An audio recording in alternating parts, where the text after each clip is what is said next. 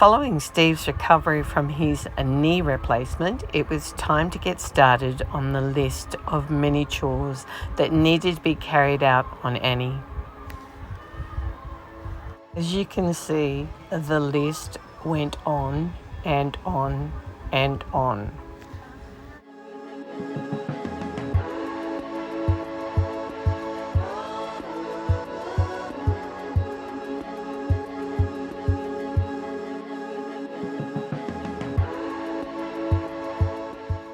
During this time, we had a number of visits from family, a few sleepovers, and a few visits from friends. Not all hard work. Some good times were had.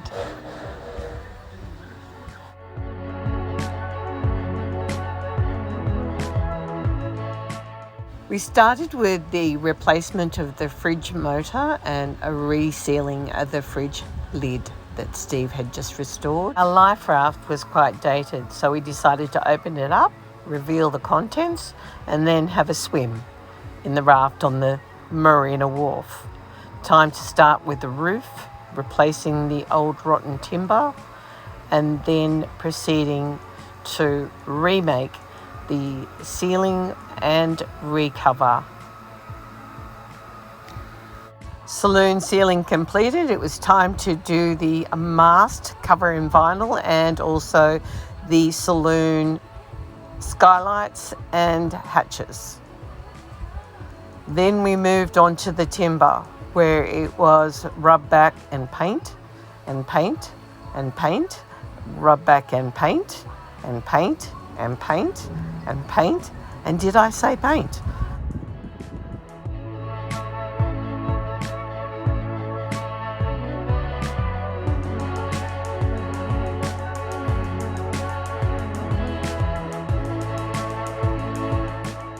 Next on the list was to rub back and restore the teak in the actual cockpit and above the saloon. Big job, looks fantastic.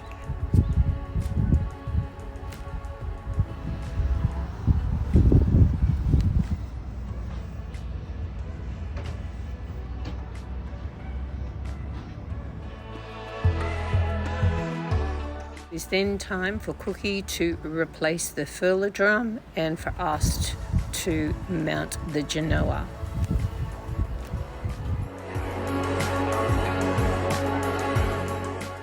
We then decided to roll out the old sails that we had been carrying around for years, just to take a look.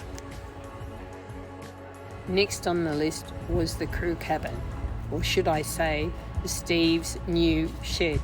For those of you that saw his old shed, you would understand how he was trying to compact all his tools into such a small area, a bit like the TARDIS.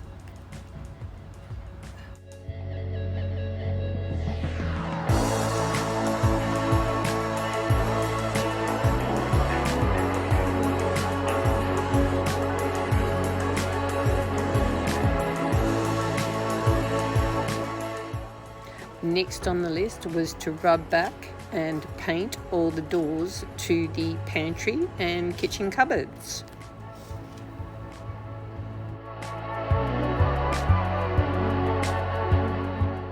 Restore the old light switches.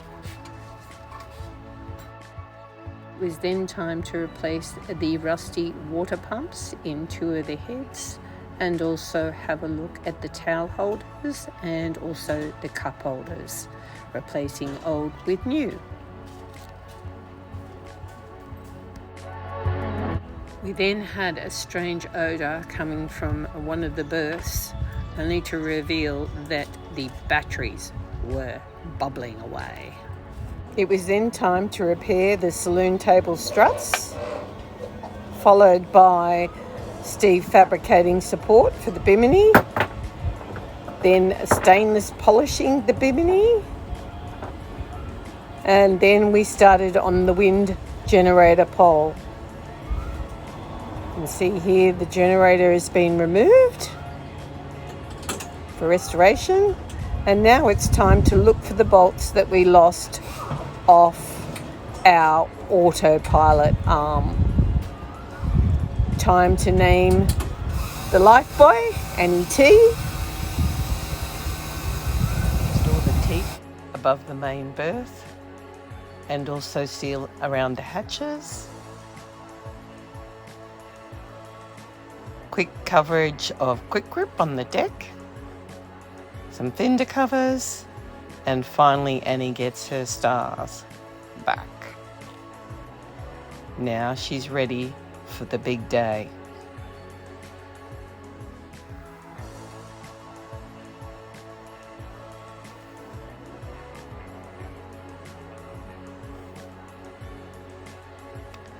Last but not least, Auntie Winnie's wedding present, our new life raft.